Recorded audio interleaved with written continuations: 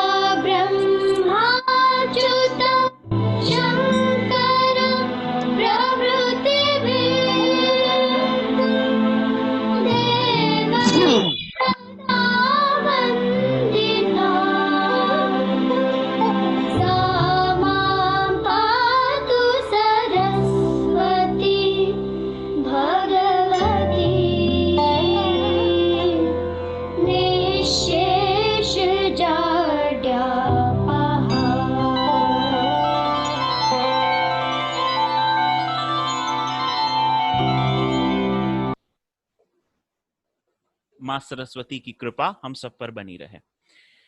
Sage University is one of the best universities in the central India today. And it is because of a vision of our Honorable Chancellor, Engineer Sanjeev Agrawal, sir.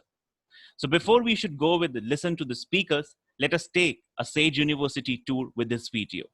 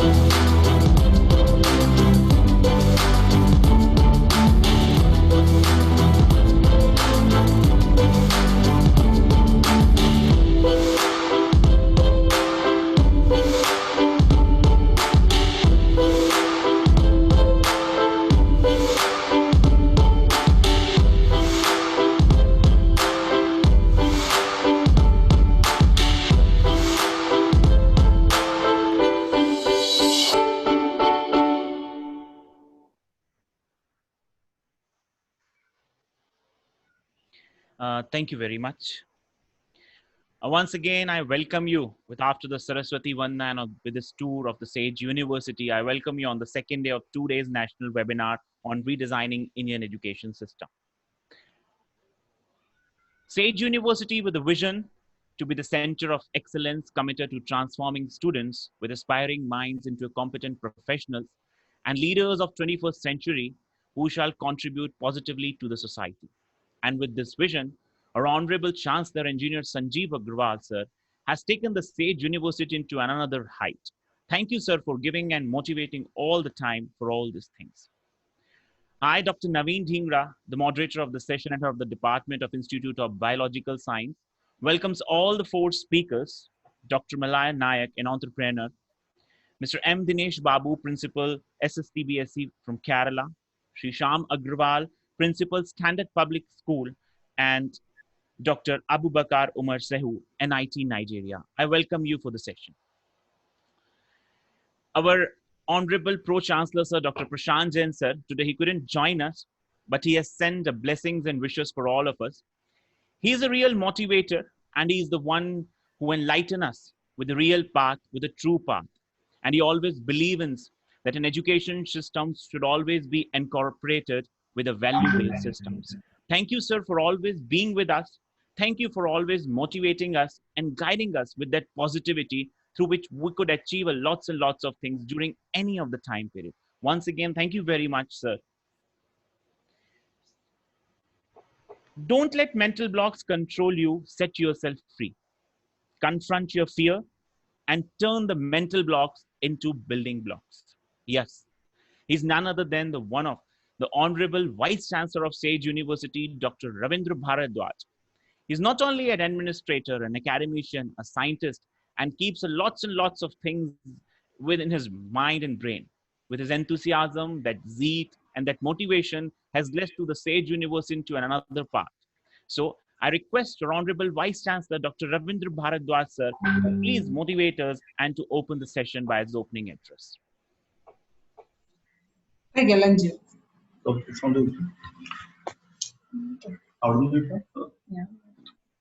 Sir, you can unmute yourself as we have made a co-host. So I request you that you can unmute yourself.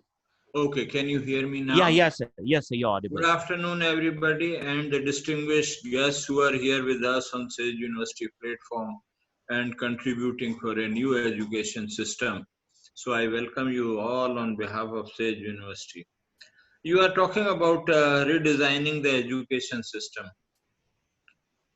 You have possibly missed or forgotten that the system of education in India was a guru one-to-one system.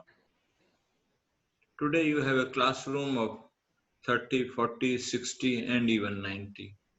All this we have borrowed from Britishers. We have borrowed a lot of good things from Britishers. Nice building, if you see in Bombay, Churchgate. But you also borrowed an education system where everybody who develops a brain by the age of 5 is required to even learn physics, chemistry, even though he is going to be Urjit Patel. He is going to be the RBI governor who has to do everything with the finance. He is not concerned with everything in life. The system of education that everybody should learn everything, and particularly in modern times, has become little bit irrelevant because the person has to be skill oriented. I remember always I talk whenever I speak to anybody, I say, earlier at least the son of a barber used to be skilled at least in cutting the hair and was productively employed.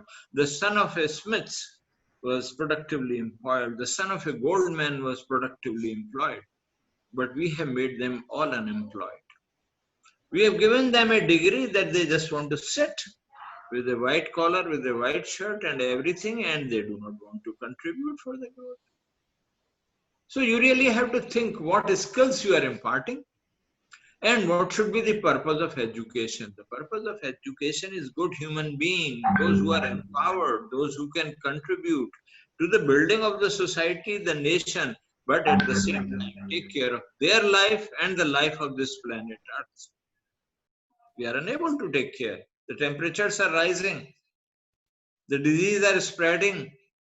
We are unable to take care. We are investing our money in warfare. You see what is happening even to India. It has to import Rafale quickly. So you really worry. My suggestion is don't teach everybody everything.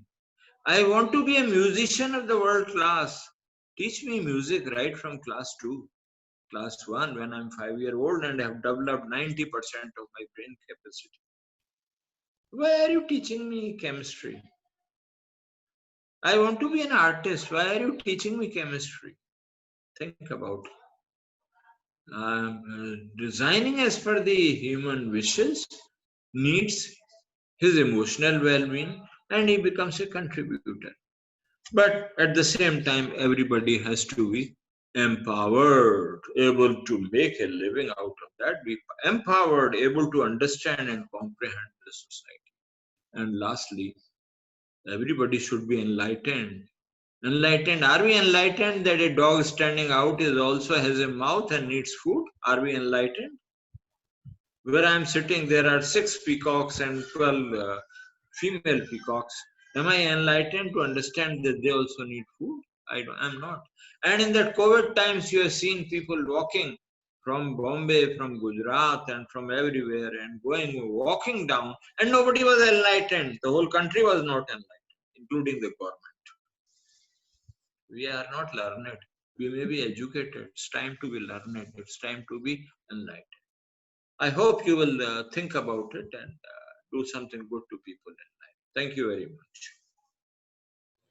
Thank you very much. Thank you very much, sir. Thank you very much. And undoubtedly, we need to enlighten ourselves. And that's how the title actually matches to that part, that redesigning Indian education system, which also needs that enlightenment. And we need to incorporate the moral values in it. As you said, the dog also has mouth and we need to feed it. Thank you very much for your words, for such a motivating words. Thank you very much. With that, now I welcome all the speakers and we should start the session because everyone is here to listen. But before that, I'll tell you something. Uh, all the speakers has 10 minutes. At the end of the session, we'll be have a discussion forum. If anyone have any query, please drop a message into the chat box and we'll ask directly to the speaker to whom you want. Thank you very much. So with that, let us introduce the very first speaker of today's Dr. Malaya Nayak. Dr. Malaya Nayak is an entrepreneur and researcher with over 23 years of experience in designing, developing, and implementing high-performance hospitality and technology solutions. He's currently working as executive director with IT Buzz Limited, London. He's also on several SME organizations, including hospitality, IT, real estate, and event and marketing industries. Malaya received his BSc honors in computing and IT from University of Derby, UK, MS in ICT from Azimshan University, Thailand, MBA from Punjab Technical University, and PhD in computer science from Utkal University, India. He has studied project management from Said Business School, University of Oxford, and Level 7 Diploma in Strategic Management and Leadership, OTHM of Utkal Regulated, UK. He also received the Chartered Engineer from Engineering Council, UK, European Engineering from FEANI, and Certified IT Project Manager from ID and Singapore Computer Society. Malaya is currently a Fellow of the Royal Society of Arts, UK, Chartered Fellow of the British Computer Society, UK, Senior Member of the IEEE and IEEE Computer Society, USA, Senior Member of Computer Society of India, and a member of Association for Computing Machinery, USA. He has received the ITCP certificate from New Zealand Computer Society, Certified Professional, International Professional Practice Partnership Professional from Australian Computer Society, Australia, Chartered IT Professional from the BCS, the Chartered Institute for IT, UK. He has also received the professional certification of Microsoft, Red Hat, and Cisco, etc. Malaya has published more than 30 research papers, including patent international conferences and journals. He has been working with few university as PhD examiner and also been working as a program chair, editor, reviewer, and a member for the conferences and journals. His current research interest includes project management and risk management. With that brief introduction of Dr. Malaya Nayak, I welcome you in this national webinar and I request you to kindly enlighten us with the title, Comparison of Indian and UK Education System. Sir. Hello. Thank you, Dr. Nobin, for the valuable introduction. Very good afternoon, everyone. I'm honored to and pleased to be part of today's webinar, and truly appreciate to Engineer Sanjeev Agrawal, Honorable Chancellor, Pro Chancellor Dr. Jain, Professor Dr. Ravindra Bharadwaj, Honorable Vice Chancellor, and special thanks to Dr. Lalji, Dr. Ankur, Dr. Naveen, Dr. Rakesh, and also thanks to all professors, students, and administrative and management team of the SAGE University. I'm really excited today, and thanks to special to Dr. Lalji. I invite to talk about redesigning Indian education system. As I really love talk about the academic, even myself, even I'm in industries, I'm working with the industries, but I love to talk in academic. So today I just want to compare how Indian system where I had educated plus I educated in UK. That's what I want to talk about to students and teachers. So there are too many outlets in the evaluate measure of success education system worldwide. While university and higher education always focus on media with the source also as in the world ranking, world university ranking, times of and top university providing and corresponding to data annually that to emphasis. Indian education has been remarkable transition from colonial system to root elite to an equivalent that are dedicated to social needs. Universities in every state of the country where we learns to accelerate sector growth. There were learns to new education and technological and skill-based curriculum. Every single student in school or college is needed a multicultural study, climate, and global work environment, intensive competition to obtain good employment. And if you go think about the old learning method in the classroom will not enough to solve a new problem, such as in COVID-19. And every competition now centralized by electronic evaluation from the 70s. Therefore, it is important to keep our students turned by the latest web-based communication device with learning technology.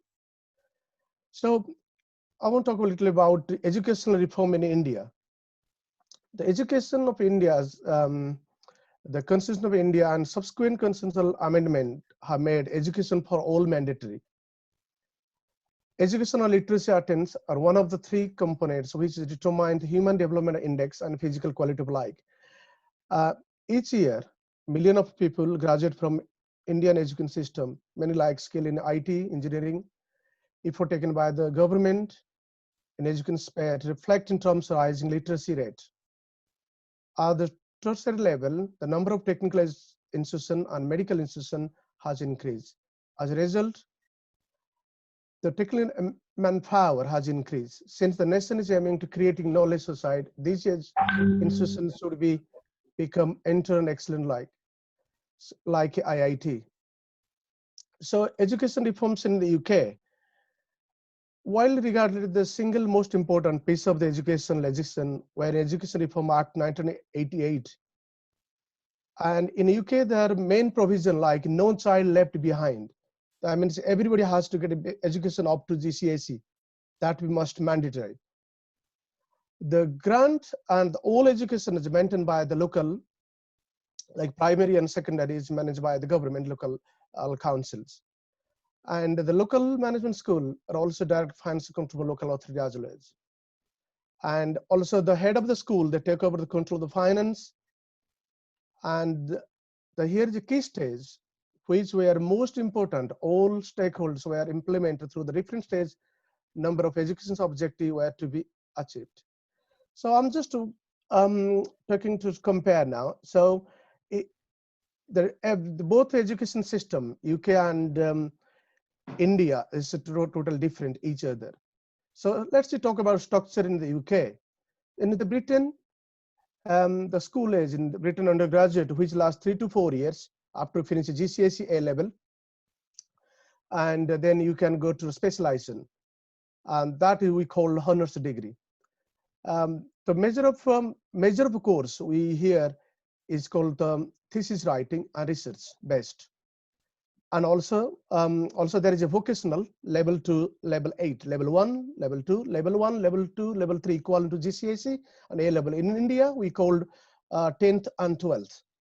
And level 4, 5, 6, 3-degree program. That's 4 is foundation, 4 and 5 we call foundation. Then 6 is final degree. And master degree is level 7, level 8 is a PhD. So basically in UK, what I learn here, even my son in school, they teach the creativity more, leadership, teaching the public speaking, building their own path, also building a student themselves to create something new. But if you compare to India, because we are not getting that much, because only parents what they want to become a child to be that much, because they're not giving. If my son want to be an engineer or I want to be his doctor, that's not real to be, because it's against his will and he want to do something and maybe he not achieved. But that's we need to think about that.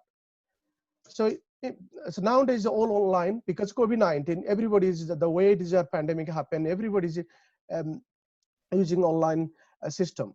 I think that is marvelous. That is really fantastic. We should do that. And for example, in 2017, I visited Department of Education, Westminster Parliament, with Indian fellows. All are coming from India. So they are educationists like engineer Dr. Agrawal. So they want to see the Minister Joe Johnson. I was one of them also too. And we discussed about Indian education, UK education. We agreed to how we can collaborate to other school and university and schools. And example, we are in IIT. IIT is best. They're creating good engineers. And if you want to be an engineer, professional engineer, using Institute of Engineering in India. Whereas in UK, we got called Institute of Engineer and Technology of British Computer Society. So then you have to register a chartered engineer through Engineering Council, where India called Institute of Engineer in India. But only the two difference here. If you got engineering degree, but you don't have experience after engineering degree, they take a post experience. But in UK, you don't need. If you are still study and do the part time, they take consider as experience. That's total difference. And India is following the old method. But in professional engineers, at a workplace, for example, if you want to be a chartered engineer, then you still no need to go to just to study the blend online or blended mode or distance mode, but you have to do your work in your workplace, such as an employer or any company work. Then you can be designated as a professional engineer after 4 years or 3 years, depends on your experience. Then you can register as chartered engineer with the Engineering Council. Also, that degree, accredited degree, become international professional engineer. That's the difference, India and UK. And mostly the common problem in education with reference to UK and India. Although both India and UK, the part both comes in physical distance, but Indian education has become borrowed from the British system. The time when India was ruled by British colony, and back in, and even after 50 years independent system, still the same. It has not been tailored to meet with Indians' needs. Or British system, on the other hand, is much better organized than Indian. The education system is far keeping in mind growth of children and system evaluated to regular basis. Changes are made to do obstacle are not applicable more any removed for regular basis. Education system in the UK is properly developed, can easily adopt other method of testing and testing the students' intelligence other than standardized testing. India, where the education standards are not well developed and still having a major influence from the British rules, implement of other method testing that one know them for 50 years, which cause problem for indicting. And for example, Sage University, that's the youngest university, they're creating many entrepreneurs, and the way they teach, I think is better for in the long term, because they're creating entrepreneur, they're creating creativity. I think that's we should follow that. And another problem, the plagiarism. That is most people are copy from other data. In UK, you can't do that. If I have education in UK, and I have to make sure that is free plagiarism. But India, most people just copy one project and other project. That's we still is there. But I think the UGC I recently saw that they put them more stricter that. So the India, there is very little support from the publicity. That's another issue because the government has not enough supporting to the school and college. And the school system in India is quite different, whereas Britain, main emphasis on getting education. The emphasis in India is getting vocational training. The former aims that the individual is able to complete in the corporate world, while later focus skill which maybe help him or her in future. Where there is shortage of a job opportunity, jobs in India are highly competitive, or where by job are not easy to come. They are one of the reasons why most Indians try to move settle abroad because of that. It is easier to get a job abroad rather than staying back looking for a job in their own country. In Britain, jobs are easier to find, but they require competence for the jobs. And is labor market, you learn if you got good experience, it's easy to get a job. Why all in these two countries are totally opposite each other. Education standard on emphasis more getting knowledge, while other emphasis more in skill training. So are you able to do this really? So our new system, if we do, should be designed, create entrepreneurs, innovators, artists, scientists, researchers, and the other to found the foundation of knowledge-based industry instead of country where we are turning into quality service provider.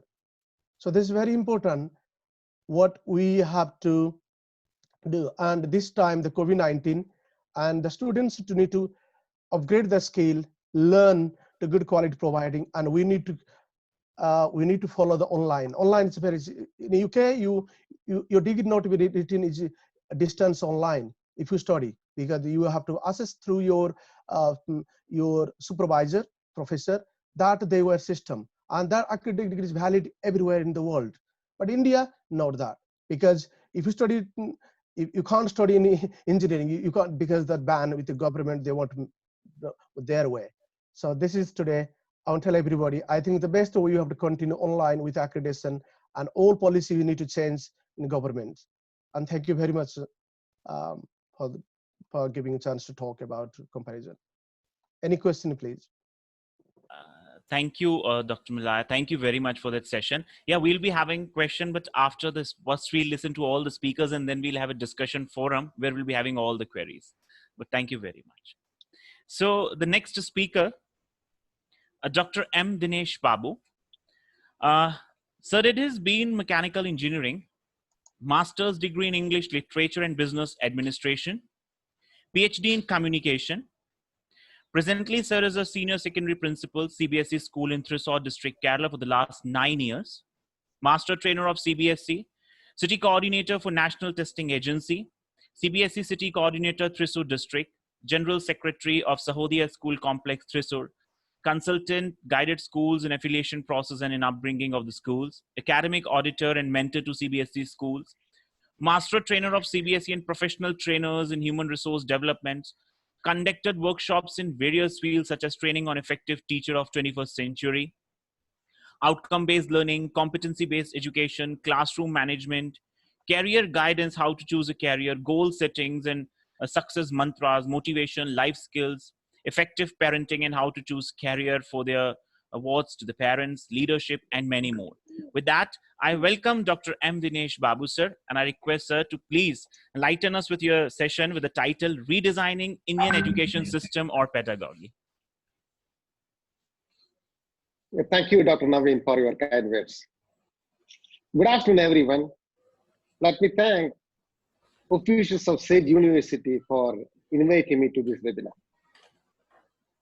Yes, ladies and gentlemen, we have just heard from Dr. Naik, and prior to him, Dr. Bharadwaj also spoke about the need of redesigning education system in India. I totally agree with both of them and would like to add a few more points to what they spoke to us. As they said, Indians had an excellent education in the past until the British introduced rote learning in India. And we still follow it. If you really look at the aims of education in the world in 19th century, it was 3 R's, means reading, writing, and arithmetic.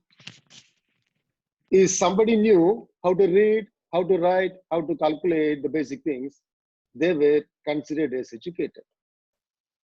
When it came to 20th century, thanks to a lot of inventions and industrial revolutions and all, the aim of education was that time 3 H's: head, hand, and heart.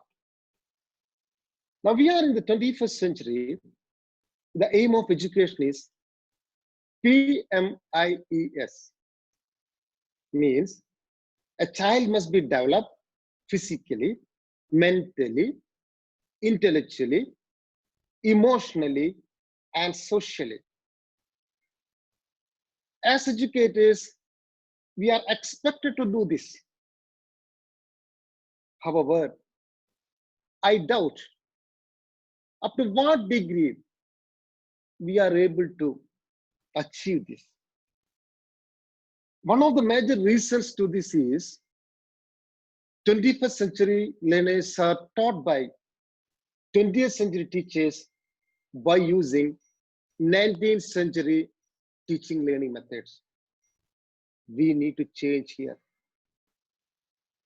By the way, if I talk about today's topic, that is redesigning of Indian education, I would like to put forth it by asking 3 questions or through 3 questions. Why should we have a change in Indian education system? Do we really require to redesign this education system? Is it so necessary? I tell, yes, it is absolutely necessary. It is high time we redesigned it. Why? Because it failed to achieve the purpose of education. We are unable to develop a child in 360 degrees in accordance with his abilities or skills or intelligence. That's what Bharadwaj sir rightly said. So we need to change. Are our students competent enough to meet the challenges of the real life? The answer is a big zero. Look at the employability skill of our professional graduates. Not even 10% are employable professional graduates. Why is it happening? Because they fail to apply their theoretical knowledge into practical. They lack the basic life skills required to be surviving in this world. We cannot blame them. We can't. Why? Because our system demands only rote learning, and we have examination at the end of a semester or end of an year. Whoever has better memory and presentation skill, they score marks and pass the examination. But they are unable to put these things into practice. See, when our students, when they are appearing for international assessment tests, Indian students appeared once in PISA. PISA means Program for International Students Assessment. The performance was pathetic. Even among us, how many are able to take a right decision in a crunch situation? Are we all balanced emotionally? Are we good at critical thinking and creativity? That's what Dr. Naik was talking about in the British education. They inculcate creativity, public speaking skills, critical thinking to a child. Do we do it? Owing to all this, our system must be changed. We must have a redesigned education system in India. Now, my second question is this: what should we do for it? I tell you the simplest answer to this, we need to change our assessment system. Our assessment system is too old, and we still follow British's style of rote learning and testing students for scores. This will never help anyone in life to face the challenges. Once we change the assessment, everything will be in order. Why? As teachers, we always prepare our students for examination. As learners, our students always prepare for examination scores. Instead of this, we need to promote assessment as learning, where learners themselves assess.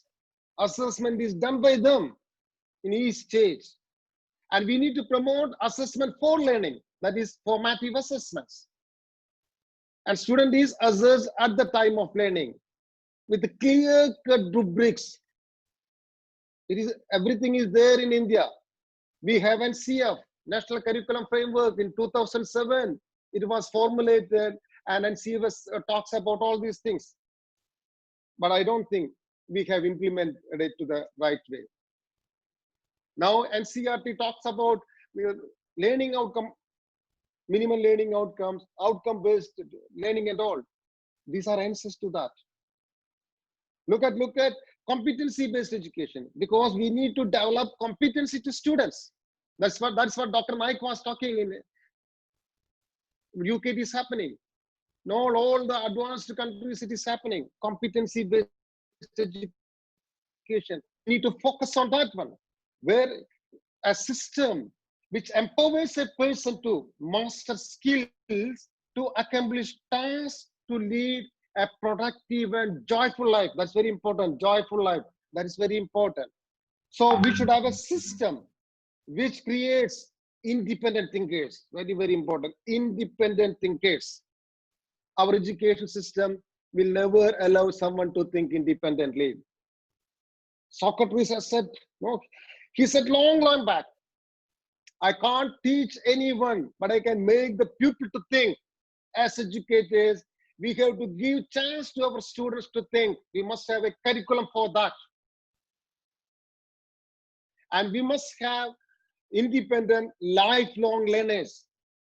We live in a highly volatile world where things keep changing. So our students must be able to learn things independently. They must be lifelong learners. So we must have a pedagogy and curriculum which suits this. So these are the changes we need to bring forth for the betterment of Indian education. Having said this, I have never met we haven't advanced. Technologically, we have advanced. Look, as the Dr. Naik said, online classes are going on in India. We have incorporated technology in many walk of our life. No doubt about that. But still, in education system, we have to redefine and redesign many things. Now, the thing what we need is an adequate curriculum and pedagogy.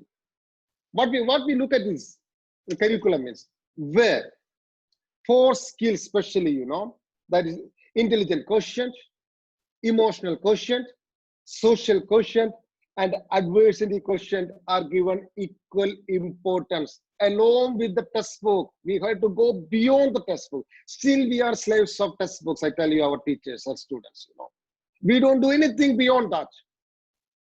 And we have to understand it's only one of the tools.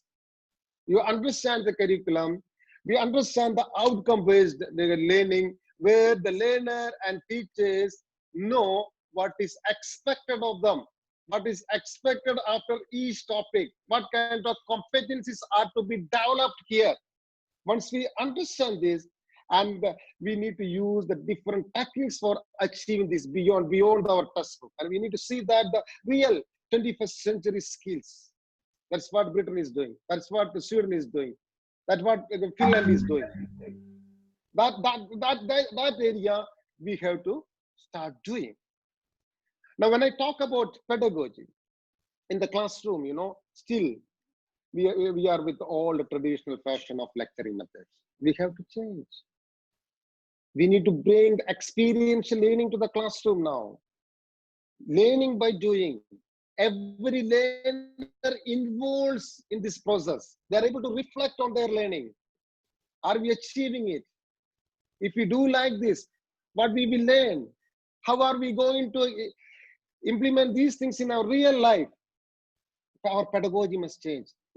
There must be interdisciplinary approach.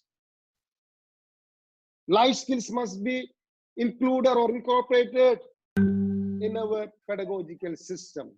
We need to go with case-based studies, in fact, project-based learning, simulations, and even portfolios, collaborative learning, and so that the learning really becomes joyful in the classroom. Art-integrated learning, all these things must be incorporated in our pedagogical practices. We have everything. As I said in the beginning, we have NCF, National Curriculum Frameworks. It talks about that one. Even CBSE has started initiating all these things. But as educators, we need to see that it is implemented. So let me conclude. I would like to talk more, but because of the constraint of time, I'm concluding now. Inside that, we need to redesign our education system by changing our assessment pattern. Thank you very much. Look forward to hearing you in the question hour section. Thank you very much. Thank you, Dinesh sir. That was a wonderful session. Thank you very much. Undoubtedly, there are lots of questions that are coming in my chat box, and we will be having the questions after once we listen to both the speakers. So let me welcome my next speaker, Sri Shyam Agarwal, Principal of Standard Public School. In his long and illustrational educational career of 28 years, Mr. Shyam Agarwal has contributed in varied roles as a teacher, trainer, educational researcher, CBSE resource person, and an academic leader with a diverse and innovative approach. Mr. Agarwal has held some prestigious positions like founder principal of Advanced Academy and Billabong High International School, and served as a principal of Queen's College of Indore, Secretary Indore School Sahodaya Complex, and a member of management committee of different schools. He has experts in curriculum design, conduction of exams and evaluation, using technology in education, counseling and professional development of teachers. His endless repertoire of academic experience has made his educational journey enriched with honors like Sandipani Vishisht Gurujan Award, Patrika Best Teacher Award, and a lot more in this list. With that, I welcome Mr. Shyam Agarwal, sir, and I request sir to please enlighten us with the title and a very important topic for today's parents and students, handling stress among students and parents. Sir.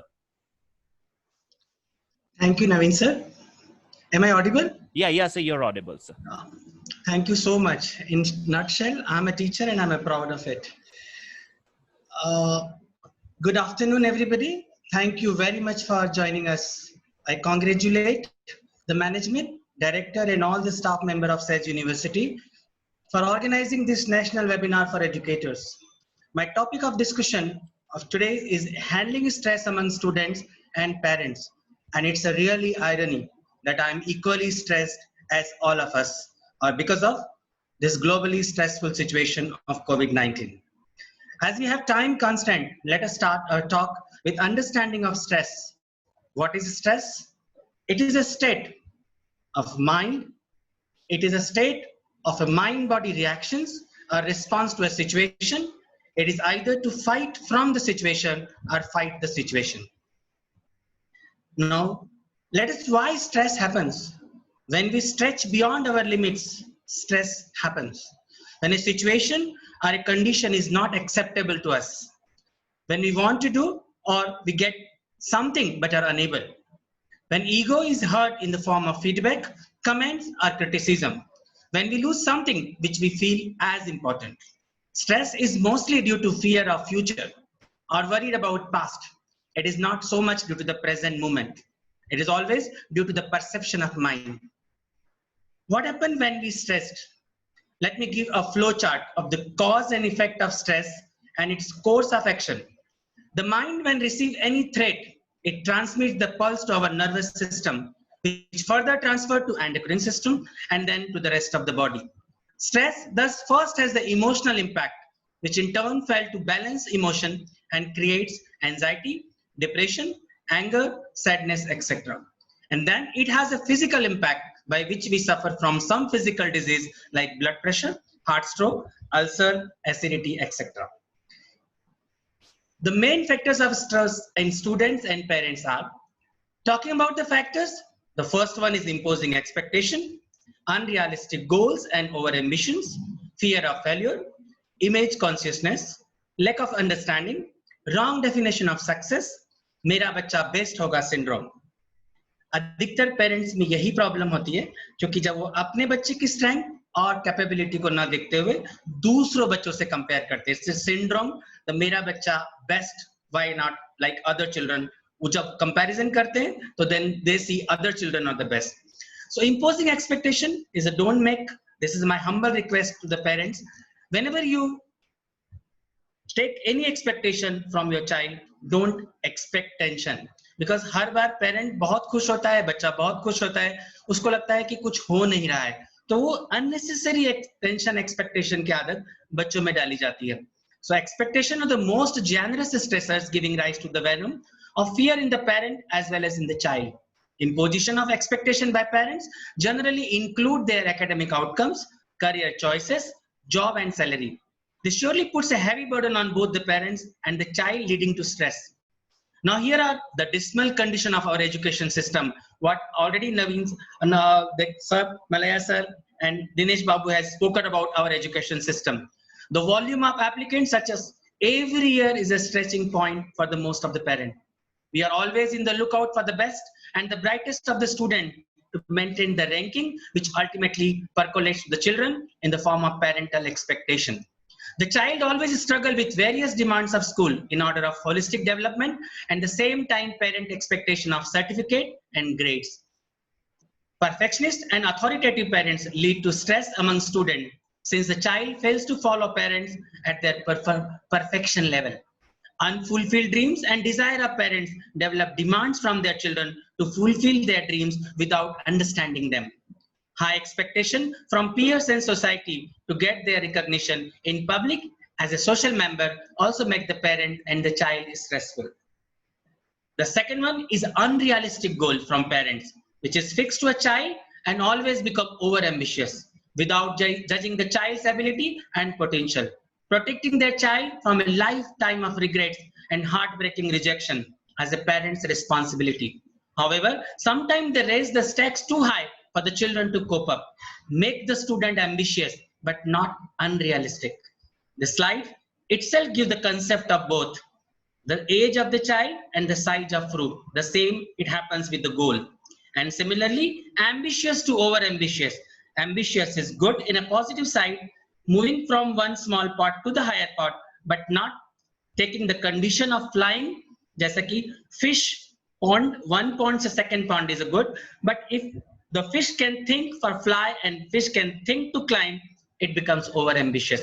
And this generally happens in our education system by the putting parent pressure to the child. Hence, allow them to choose goal from their soul.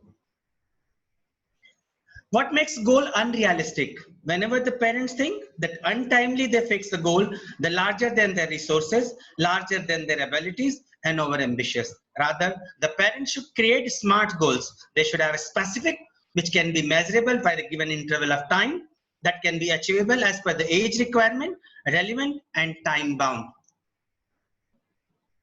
The third one is a fear of failure, which is very common reason of stress among students and parents. Without analyzing the reason of failures, the parents' fear of failure is also transmitted to the children. They suffer from atychophobia, that's the fear of failure, which develop in the child, and also atelophobia, which is the fear of being unworthy, which is generally created by parents. This stress can be handled by affirmation. I can do the best. That mentality has to be taken care by the child as well as to the parent. Accept their failures and make them understand that it was just a trial. They can engage it as an opportunity as the first step to success. Fear has two meanings: forget everything and run, or face everything and rise. Decide and give them the best meaning, making failure a cure. So this is the how they can make failure to cure. The wrong definition of success. The wrong definition of success, generally we are very unfortunate that the elders and we all as a parent set the wrong definition of success for the youngster, which is to identify success in terms of money and fame only. The parents often generalize the definition of success and excellence depending on how others are doing. Competitive exam, institutional elitism, and the rest for a plus job have created an unhealthy culture in which children are getting stunted instead of flourishing. We need to give them the true meanings of success, which is of course happiness and peace and good health. The next one is the image consciousness.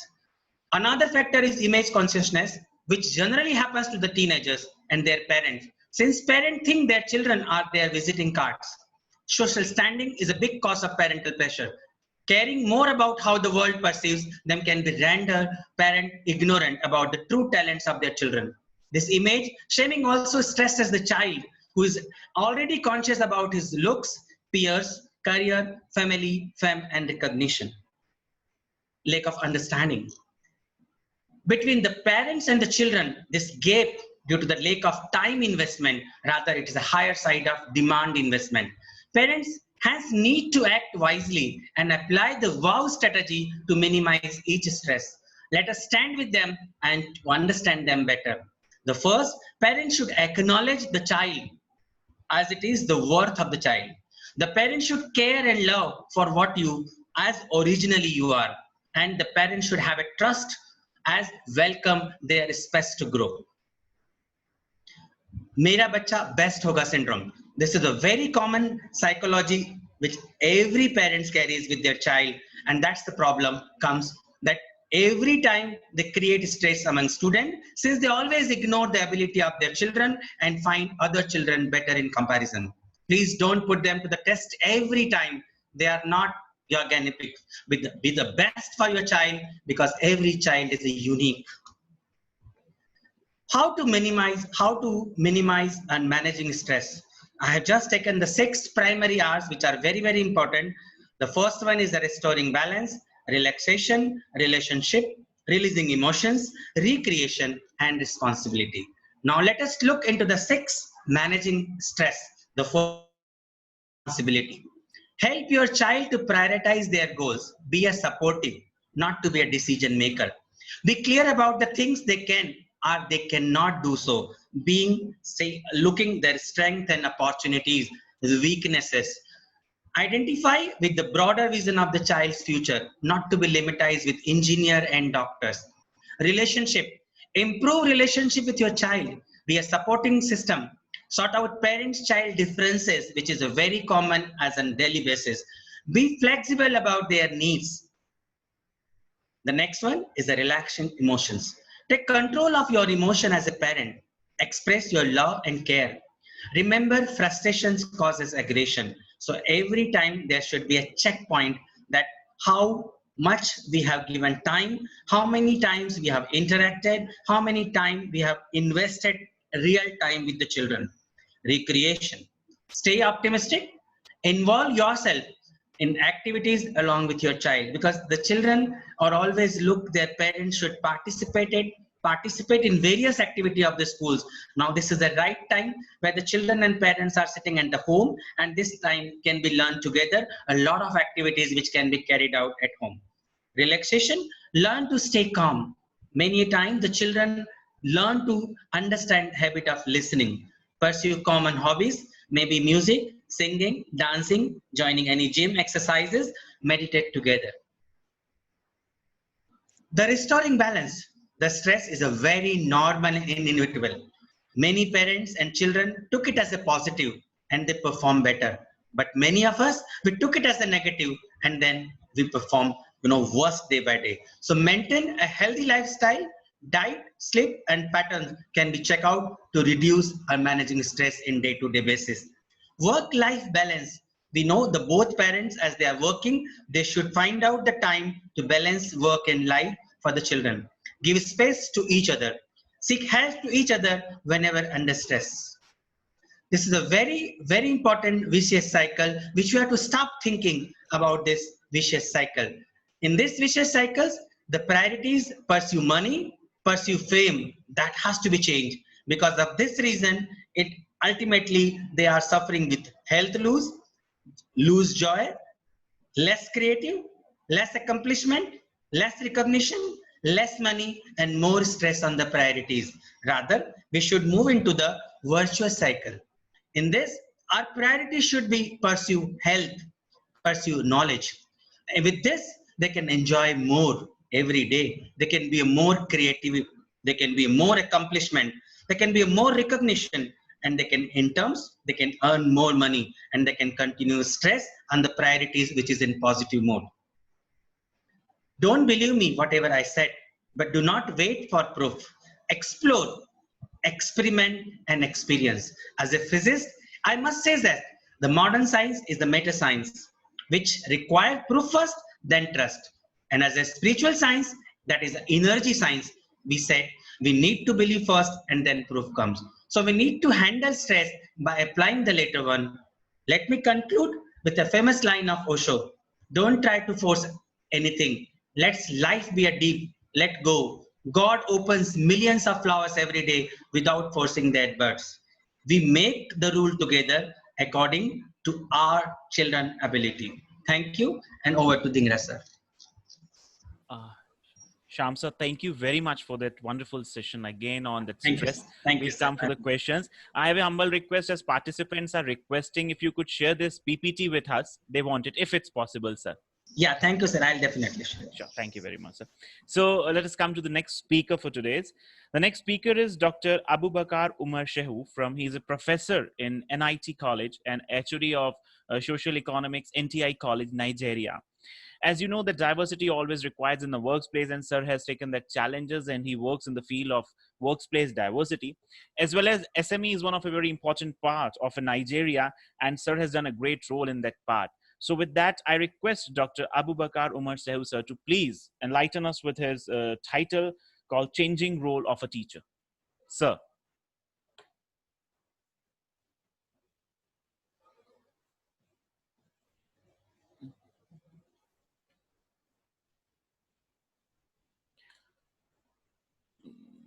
Abu Bakar sir, am I audible to you? Kindly unmute yourself, sir. Can you hear me?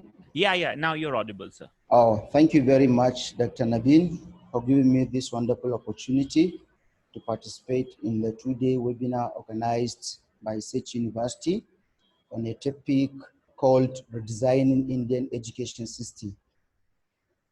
In this topic, I will be focusing on changing the role of a teacher to that of digital system. So, to begin with, an online teacher needs to play the role of guiding students through one or more online learning experiences.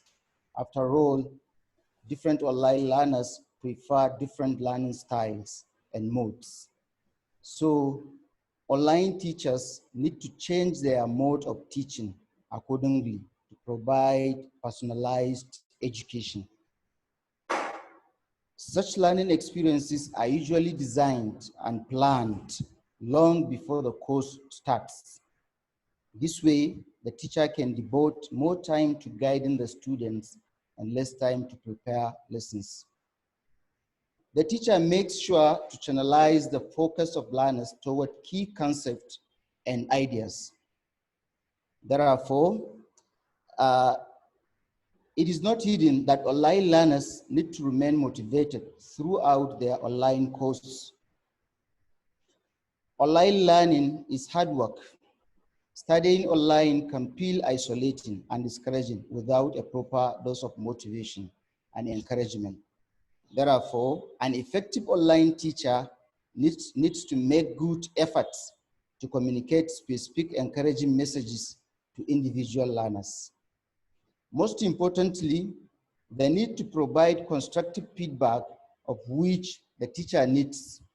It's to find a feasible way to promote positive messages along with the necessary criticism and maintaining overall positive morale in the class. It is also very, very important. They cannot be harsh or lose their temper at the time of providing negative feedbacks.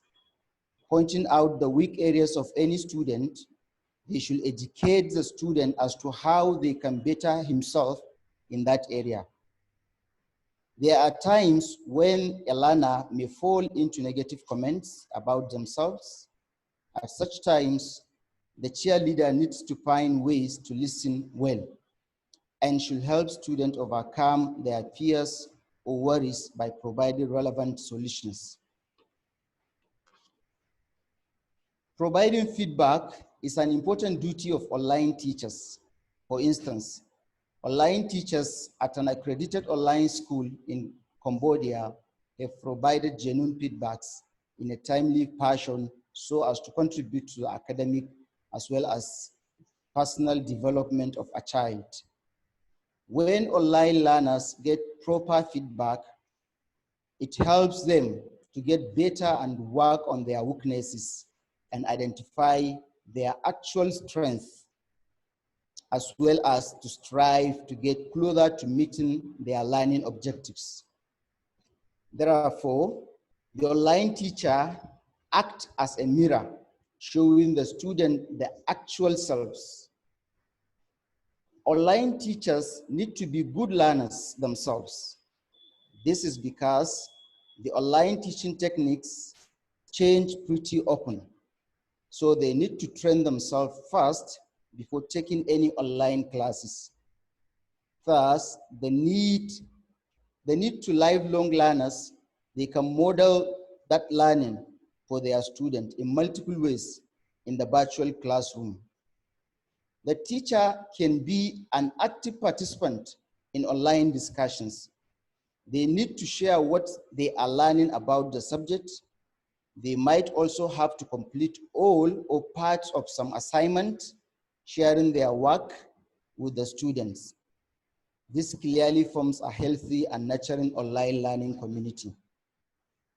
Teachers to student and student to student communication play a vital role in an online learning environment. Often students are asked to complete an orientation before starting their online course. This session usually stresses the importance of ongoing communication with the instructor. It also provides tips for communicating effectively online. In fact, the first activity in an online course is to demonstrate communication with the teacher. It is required for online students to email the teachers, share information about themselves, and bring questions forward. Usually, instructor makes sure of this activity to guarantee that students know how to contact them to ask questions. This helps in building an engaging community of the online classroom. Online students are taught that communication is the key to student success. The online teachers are trained in various techniques for maintaining student engagement in the learning process at all costs. Teachers are trained to be effective communicators. It is truly required since communication in an online learning environment needs to be really effective and strategic to bring out the best version of every student. Apart from the above qualities, there are certain other roles an online teacher might have to play. They need to be good collaborators. Therefore, online students need to be given an opportunities to collaborate on assignments and projects. The collaborative activities help online students strengthen the online learning community. Also, online teachers need to be creative and innovative. They need to come up with effective ideas to facilitate online school students further or progress. Online instructors make sure to promote active creativity in much the same way as classroom teachers do. They offer their students different options when it comes to assignments and projects and bringing fresh ideas to table. There are plenty of multiple media options at the time of demonstrating knowledge. Online teachers usually bring a fourth fun interactive presentations for class projects. After all, the online teacher knows that the engaged learner is a successful learner. Being highly valued for their subject areas, the virtual instructor needs to be valued for the fostering of the student. After all, they gather skills needed for success in this new age of learning. They need to be reliable and lead their student forward in life towards college and career. They also need to coach various life skills to students, as well as incorporating many such fun activities to teach the importance of self-discipline, sense of responsibility, and ownership to children. Therefore, online teachers need to be all-rounders. The benefit of using technology in education, computer technology as a tool, develop thinking skills, inclusive education, and helps them to become involved in complex issues, develop approaches to solve problems in groups, and individual accountability for increasing their development, for increasing their learning. Other advantages of using technology in education are accelerate and development exchange of information. Learners will be able to acquire new information in a shorter time. They will have enough time to classify their beliefs and participate in discussions in online and offline modes. They will achieve educational resources proportional to its speed. They will communicate with their teacher and cohort at the right time, and they will have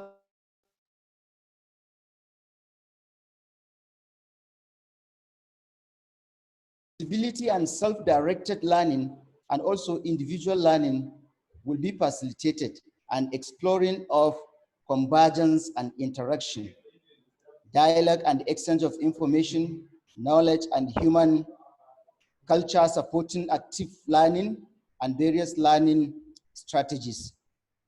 Both the learner and the teacher have active participation in the learning process. In this method, they don't teach, but by a dialogue between the learners and application of concepts and techniques. They will learn and develop. Also, learners and teachers can achieve wide learning resources using this technology, increasing their desire to learn and various forms of learning. It also enhances learning and interaction between learners, teachers, and programs. Communication based on technology refers to interact in real time and can be stimulating for learners. Provide feedback in real time, motivated learners to participate in activities to increase and improve communication skill. Learners interact with each other, and interaction between learners and teachers are important indicator of quality in universities. Communication practices, especially technology-based, synchronous communication, cognitive or social interaction between teachers and learners, self-directed learning, and independent person improves and extends the knowledge of participation.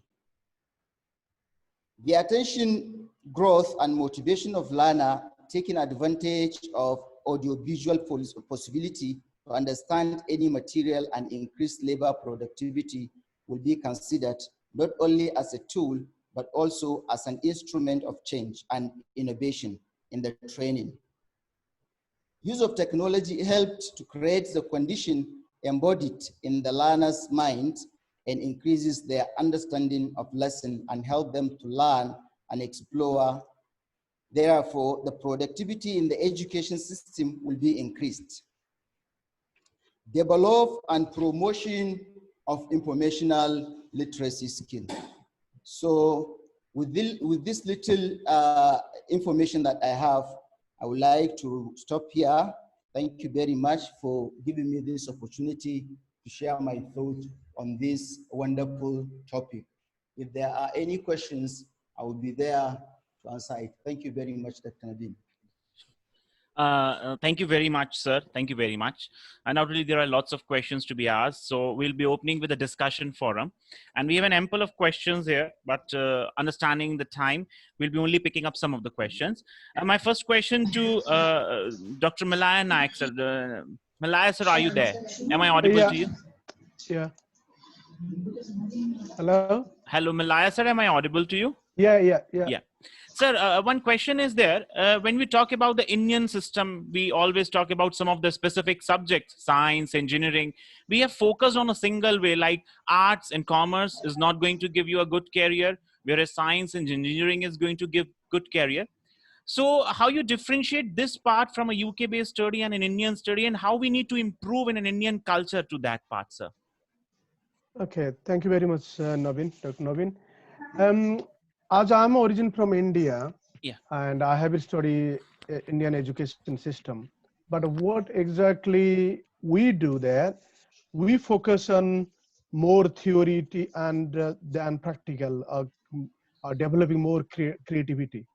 For example, even a UK system, here the ask child, the way they make child make decision, or the whoever the students make a decision what they want to be. When in India, my parents want to be an engineer, my parents want to be ask me to be a doctor. That is the system. So what we exactly I requesting the all teachers, and we have to allow the student to think creativity, think about self-learning, self-dominate themselves. That's a very important factor in education. Also, the government policy, we have to go to virtual. Now we got COVID-19. We have to be everything. Now, the way we're doing now, 19th century or 18th century, I can say, but we have to be a 21st century. We are not 21st century in India. We are using the old methodology the way it is. So I'm not agree with the way we educated. Even I'm an engineer myself, but I'm not happy the way it is. The way they exam, the way they assessment, you don't need to sometimes go to college. You don't need sometimes go, but there is a protocol to follow to make the deliver the right education system, your qualification. And also you need to have a job skill, means while you are studying, you can have some training job skill. So that make you competence. Either you study science, arts, commerce, doesn't matter. As long as you got competency, you get a right track. Is it I'm right answer? Yeah. Thank you very much, sir. Thank you very much, sir. Sir, my next question to Dinesh Babu, sir. Sir, am I audible to you? Yes, sir. Yes, sir. Very much. Sir, now if you talk about a high order thinking skill studies, it has become a book exercise. I'm not going to elaborate. I'm asking a very short question. And we need a proof set of the teachers. We are talking about the redesigning of an Indian education. How do you think we need to redesign our teachers? Absolutely. We need to start from them only, because they are all the change makers. So teacher training must be redesigned first. And they must be able to impart the education the right way. What all changes do we require in the curriculum? As in your session you were talking about the curriculum, what changes now we require to redesign a curriculum? That is the most important part actually. Who is responsible for that part? So what changes do we require now, sir? Well, that's what I said, in my speech also I told curriculum needs to be redefined by adopting where, we have to teach the skills, impart the skills, life skills, I should say. Wherever we teach, we have to connect with real life situation. It's not happening.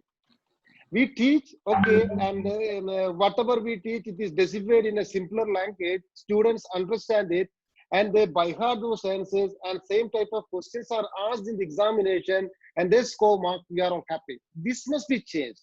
So we must have a curriculum which captures the needs. These are the needs for us now. We need to improve our life skills now, our decision making abilities and all. So students must get a chance to do all these things.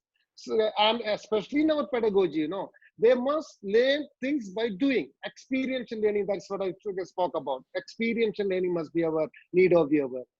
Every learner must involve in our pedagogy and curriculum. That must be included. It must be child-centered approach instead of a teacher-centered. See, teacher comes on the stage, delivers, and all children listen to him or her, write down the notes, study it. and writing the examination. This is the system we follow. That must be changed. That was really, sir. That's true. There are some more questions for directly for you. I'll come Please. back to you again, sir. Once I've asked your questions was Sham sir and Abu Bakar sir. I'll come back to you. So thank you very much for that. Thank you. Sham sir, the question is for you now. Ji, sir. Sir, the very important part of an Indian culture has become a ranking system. India, a student has to take a rank, and that I believe today has become one of the most important aspects of a stress.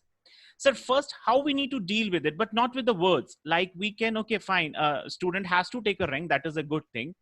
But how we need to fight against it in an education system also, because at the end of the day, student will be selected only on the basis of the meritorious system or something else. So how to come off that stress, sir?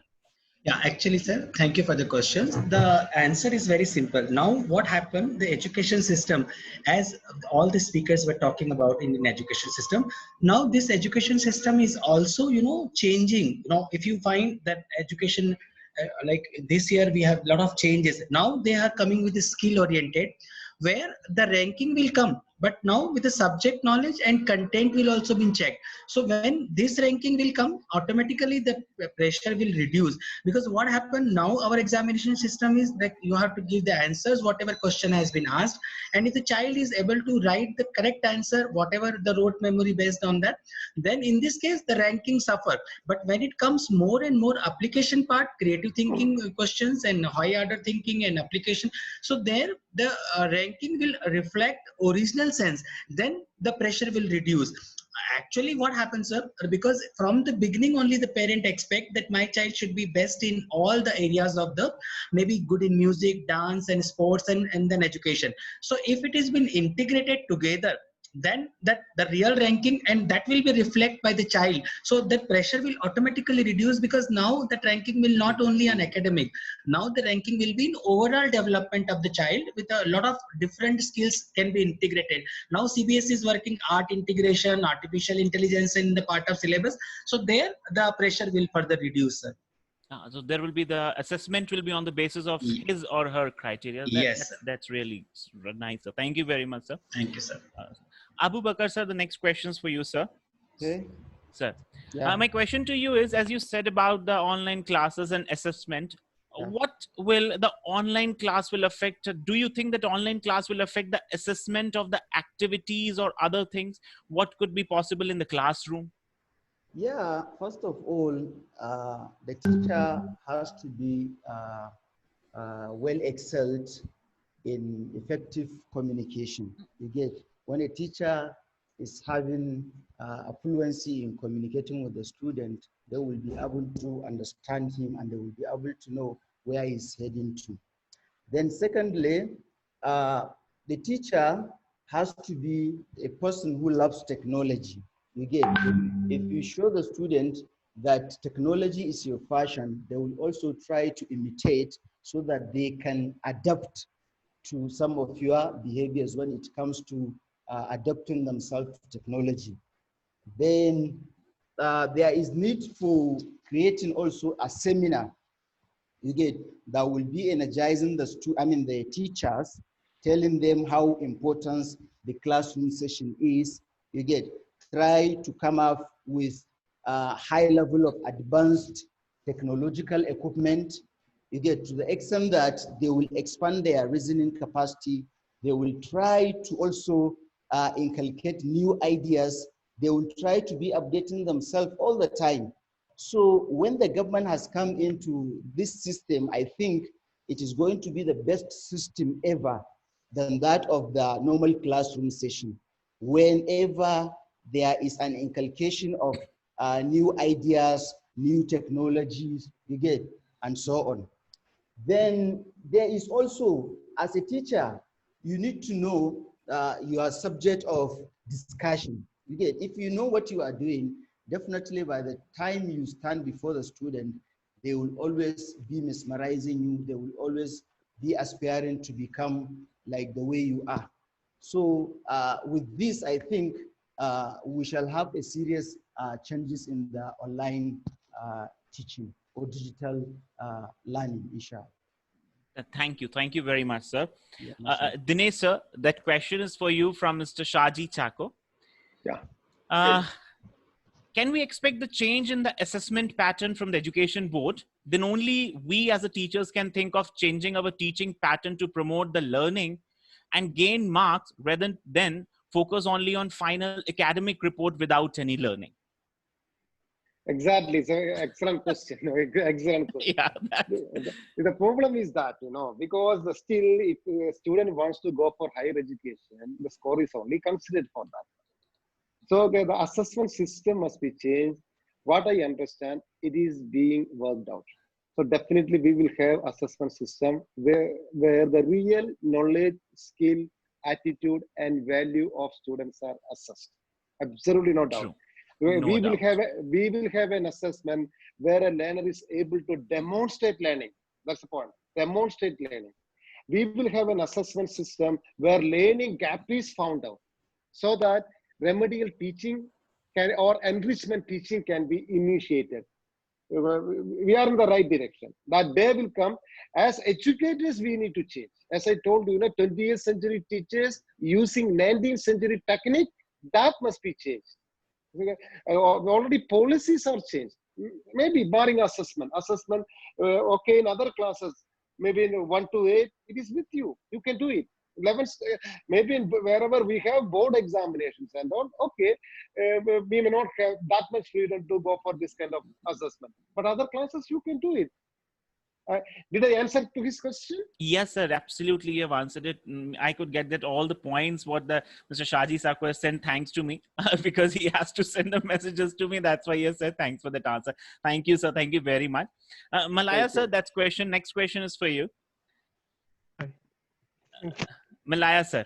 Yeah, I can hear you. The question is that there are many students who are not technologically sound. What could be the easiest way that we could make them, especially during these days, because now just because of the COVID-19, what has got a pandemic, we are talking all about the digital. Undoubtedly, the COVID has made us more and more digital, what we were not before. So there are many students, how we can educate them easily to make a technologically sound them? So thank you, Dr. Navin. Number one, we think about what the person or the student want to be. Number one, what is exactly mindset? You want to be a leader, or you want to be a technocrat, or you want to be something medical. So first thing you need to think about. So then you will be, the person need to be write down their goals, what you want to be. Then he need to add, not important to be in school, so you can learn through the virtual, like online. So then you can learn, then you can choose a mentor. You don't need to be face to face, all online. Then he can learn from the mentor. So mentor can teach you, okay, because he can't self-learning every time, so he has to have someone to help. So that thing he has to sort of, is not require technical always. You can be work with in medical, sort of like an administrator, or you can be a care, like you look after the patient, in the hospital. You don't need IT technical required. So you need to, what exactly you want to be, and you choose the right mentor to do that, and or experienced person. That is what I can think of. Yeah, that's true. So that's absolutely true. That's the one way we have to understand what audience we want to reach actually. That's correct. True. Thank you very much for that. Lack of time, so will become the last question from Sham sir. Sham sir, the question is for you, sir. 3 students have asked me this question, so on behalf of them I'm asking this question to you now. They want to ask that as a physical education is only added as a part of a lecture or something else, do we need to inculcate it in a major curriculum, because physical education is one of the most important aspects of every part? So what should be the aspect of this? And many of the students come and ask, we only get 1 lecture for that, how we can improve our curriculum to add that physical education in the whole part of the study? It's a very good question asked by the children. Actually, what happened in CBSE, this is one of the subject which has been taken as an optional subject. Let me tell you, there is a lot of myth about physical education as a subject, which has been taken in class 11th and 12th, and it is a part of integration, in CBSE. But in terms of playing on the ground, actually they are looking for more and more to be participated in the games, not as a as a lecture at classroom, because Yeah, that I the agree. children they every time they said physical education classes to be increased. Let me tell you, they are not interested to be in the classroom. So these are the physical education as a subject to be taken on the ground, and they wanted to miss the classes and they wanted to engage with the activities as a sports activity.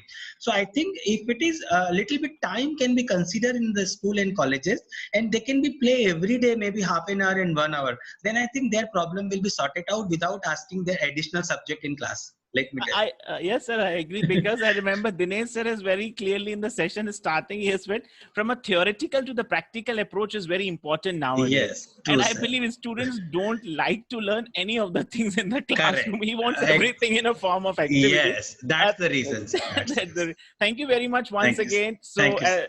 once again, but with the end, I request all of the speakers to give a 30 seconds of a concluding session, because all of the speakers had learned each and everything about themselves. So I request, first of all, I request Abu Bakar sir to give a 30-second a concluding session, what you would like to say about redesigning Indian education system, sir.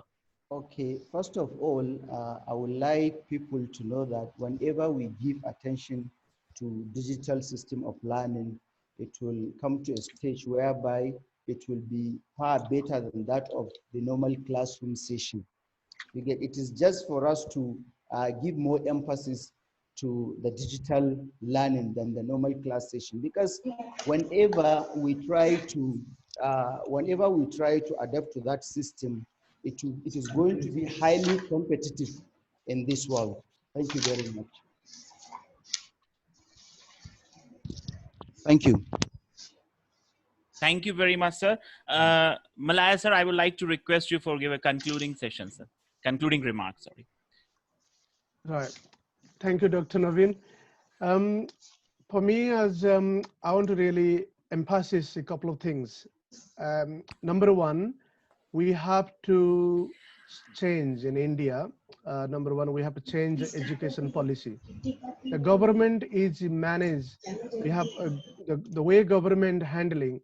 I think that is number one. Number two, the university and colleges, they need to change their education pattern to create entrepreneur innovator. That's very, very important, and a researcher. And the Indian education system, I didn't say it's bad, it's brilliant, but we have to adopt a new curriculum, new strategy like UK.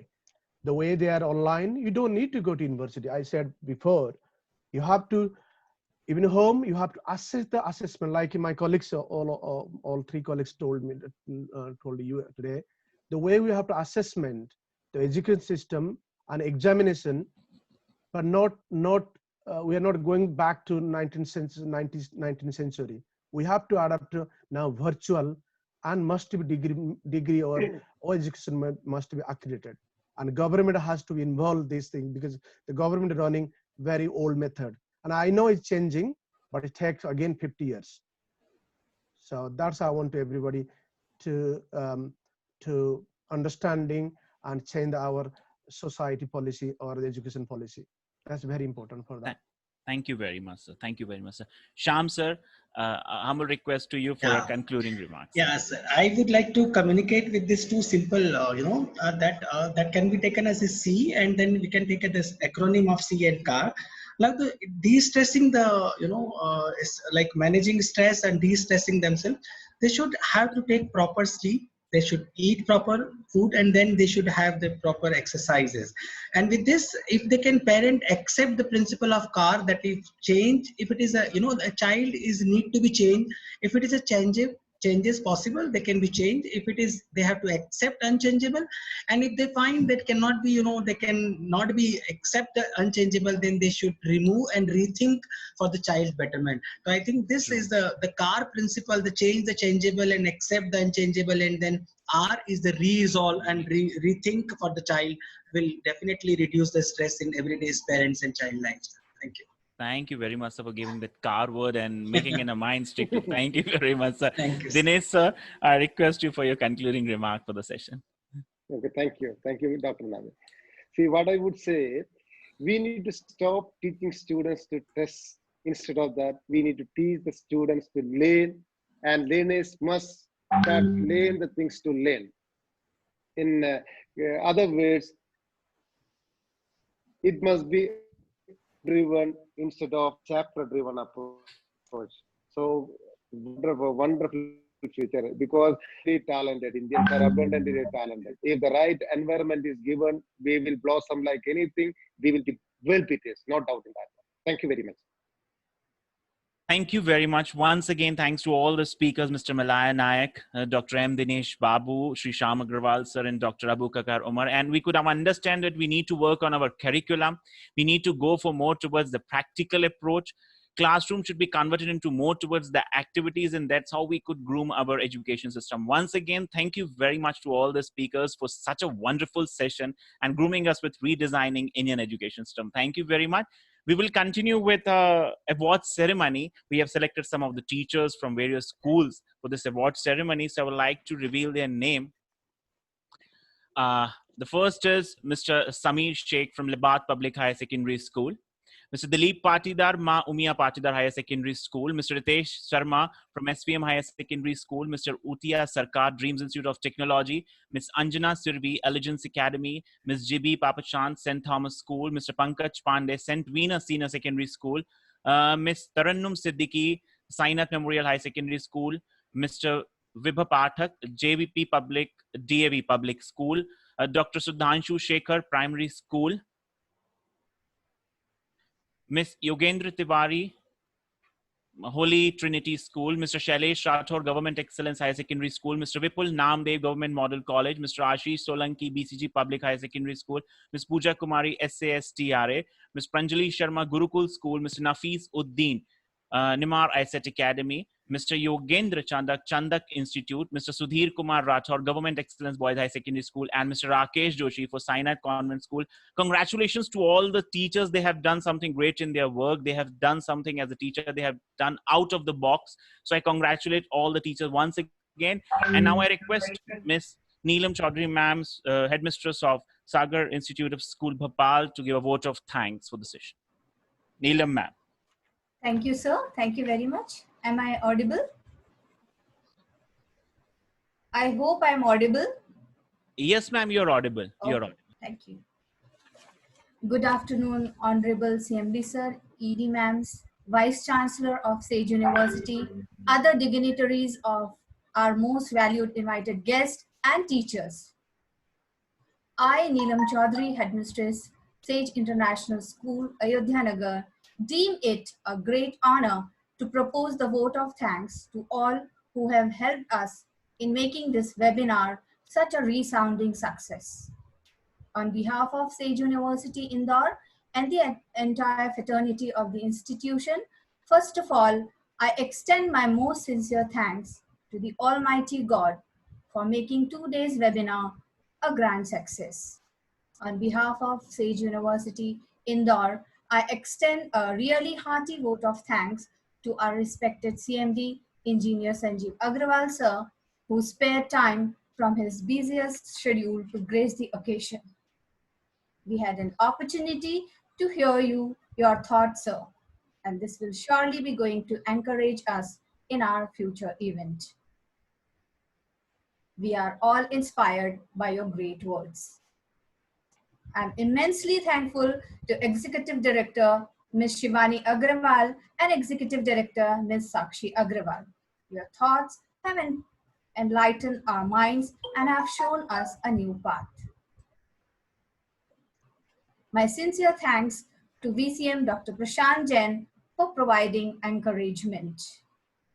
I also extend my thanks to Vice Chancellor Dr. Ravindra Bharadwaj for giving continuous motivation and guidance in organizing this event.